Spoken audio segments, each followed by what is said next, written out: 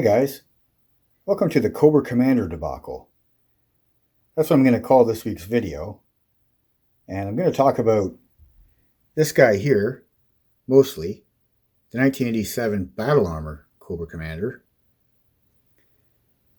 And as you know, the Mickey Mouse Cobra Commander and the Straight Arm Cobra Commander came out in 1982. And this version here, in 1983, was released with swivel arms. And then we had the 1984 mail-away Cobra Commander, who had the hood. And on all the cartoons and in the comic, this was the look we had for Cobra Commander. And we got quite used to that look. And it was really an exciting look and a little bit mysterious, and a lot of fans liked it. And then in 1987, this guy came along. And a lot of us were like, what is it supposed to be? And we quickly saw on the packaging for that year, it was Cobra Commander in battle armor. And my first reaction was, well, that's okay, but we already have a Cobra Commander, and why the heck is he in battle armor now? So I remember getting him at the store and bringing him home and opening him up, and still really liking it because it was Cobra Commander. And it was a new version of Cobra Commander for 1987. But then what I really liked was when I read the comic book. And this is where the debacle starts, so to speak.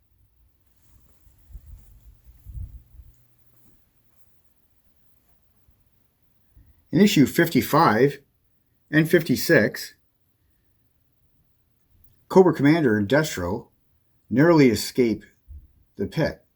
And having done that, Cobra Commander actually realizes that maybe he should turn his life around. And that's where we'll start this little information piece about 1987 Cobra Commander. So in Marvel's number 58, if we open it up,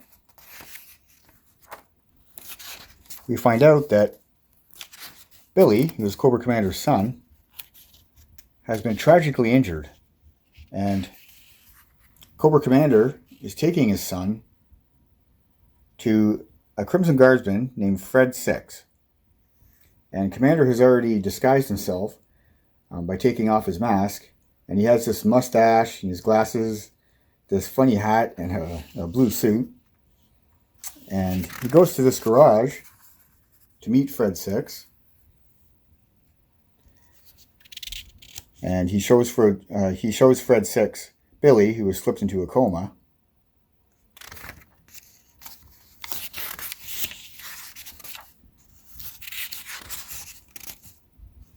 And they're kind of talking about old times and maybe the direction of Cobra when Fred shows him this battle suit that he's been working on.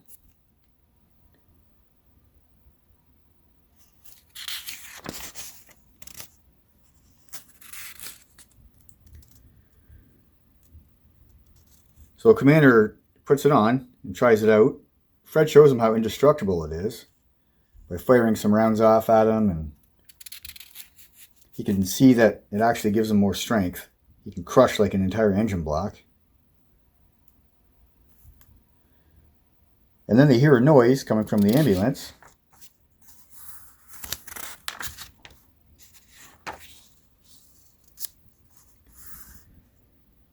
And it turns out that Billy woke up from his coma.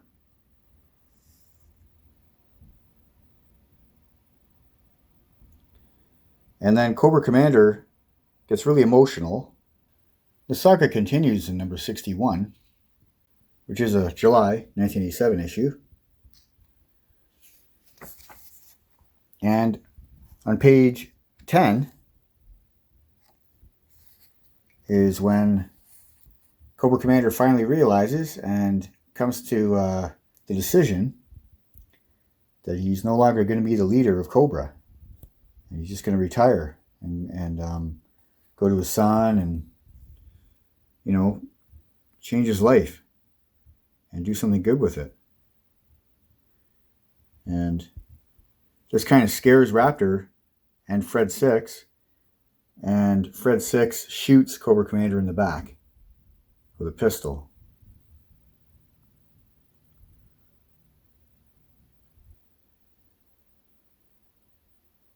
And this is when he decides to put on the armor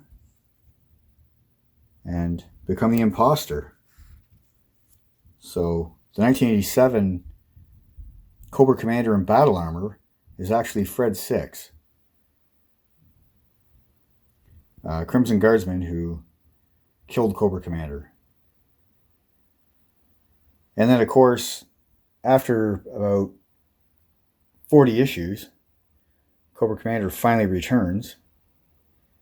And when he returns, he kills Fred 6 and a whole bunch of other guys that he feels betrayed him in a landlocked freighter on Cobra Island. He buries them alive.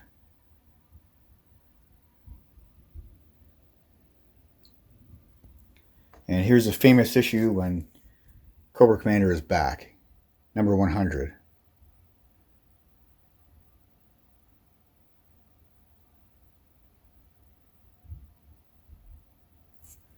And like I said before, at first I didn't really like this battle armor Cobra Commander. But then when I read the comic and I found out the story behind it, I found it interesting. I just really think it's another situation where writer Larry Hama for the comic book kind of saved maybe a disastrous situation with a new Cobra Commander coming out. And he took it and changed it into a really good story. And here's a photo here of Larry. And this is him back in 1986 in his office. And as you can see there, he's kind of relaxed. And I don't think he's a guy who you could really push around.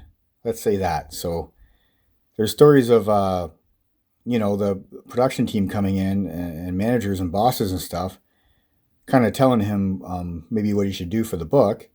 And there were instances where he just said, no, I'm not doing it. And one of those instances was the Ewoks. After Return of the Jedi came out, they wanted him to do like furry Cobra guys for the Marvel book and write them in there. And he actually refused to do it and just left the office. And so he wasn't working for them for a bit, for a couple weeks, but they called him back and told him, okay, you can do it. Do whatever you want, because he wanted to do bikers instead of these Ewoks, which turned out to be the Dreadnoks, who are totally fan favorites of G.I. Joe fans. So there's a situation where he turned something kind of weird and crazy, these Cobra Ewoks, into something positive and really cool for G.I. Joe. So I think for this one here, for this Cobra Commander battle armor, I think that it was just a really good storyline, and that's totally classic Larry Hama and how he would do things.